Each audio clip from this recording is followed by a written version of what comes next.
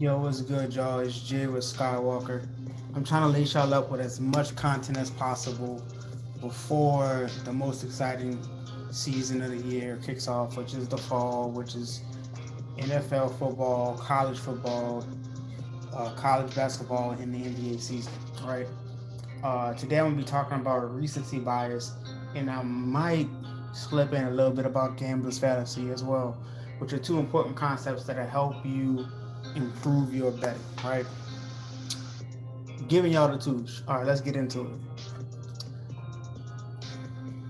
So, what is recency bias? Recency bias is a cognitive bias that favors recent events over historic ones. A memory bias. Recency bias gives greater importance to the most recent event. The best way I like to label this is in football what they call overreaction Monday, right? A team that's been struggling, maybe 1-3, 1-4, they upset, you know, uh, a championship caliber team like the Green Bay Packers or the Tampa Bay Buccaneers in 2022, and then they say, "Oh, man, this team here, they're legit, and you check out the spread for the next game, and it's inflated, right? We don't bet blindly. All of these concepts are concepts that you want to take a look at, but you also want to evaluate the value of the bet, of the line, okay? So you're looking at recency bias, right? It's an important thing, okay? Um, Typically, what happens is it leads to an inflated line. As I said, we don't arbitrarily just bet the under on the expectation of recency bias. If you bet over unders, I bet a lot of over unders, specifically on player props in basketball and football. What I like to do is wait for the betting market to pound one side heavily so that it causes a line movement. I give you an example, and I did bet against this line, I lost. I give you an example for 2022 NFL preseason.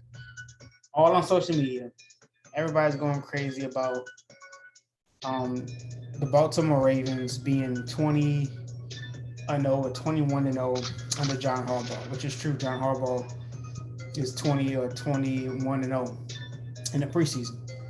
Now, I kind of peeped the spreads right before the game when they first put the lines up. It might have been like +4 for the Tennessee Titans. I thought Ryan Tannehill would get some snaps and then Malik Willis, and I thought that would kind of help keep the game a little bit closer because of the quality of the 1 and 2 quarterbacks. Ryan Tannehill didn't play. Malik Willis looked pretty good, but they ended up winning that game, which is fine. It happens. Okay. However, I noticed right before the game, it was one of the lines that moved. Right, line movement is very important. So it went from like +4 to +3.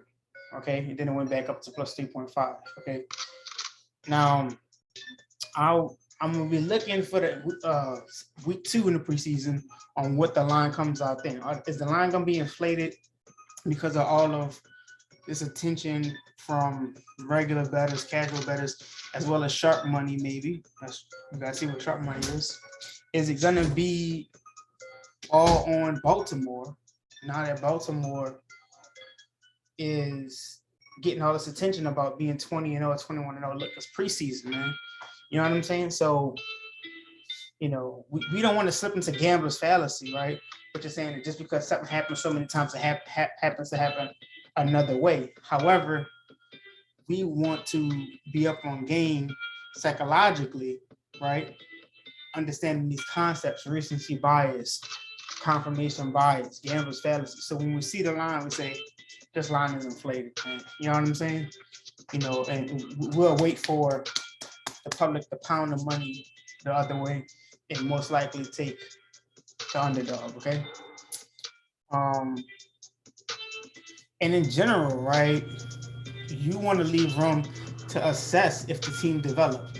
A team may start out 0-2 and then be the quality team and be 1-2, right? That doesn't mean that all of a sudden we're saying to ourselves recency bias. They're saying that this team is great and this team is 0-2. Maybe Uh, maybe I forgot what his name was. On the tip of my tongue. Maybe Drew Bledsoe went down, and Tom Brady became the quarterback. Okay. Maybe the team made a trade and got rid of, um, extra offensive lineman and got a quality starting number one wide receiver, which opens up the offense. Okay. So you want to constantly assess whether there's new information, whether the team has developed or evolved. You want to consider new information. Okay. Um, I appreciate y'all watching this video. Let me know what you think in the comments. Help support the channel. Subscribe and click the notification button. As the season starts, I'm gonna be dropping parlays that I send over to the group. And if you want to be a part of a growing sports betting community, where we talk about sports, where we bet on sports, click the link in the description, and we would love to have you. Appreciate y'all watching the video, and take it easy.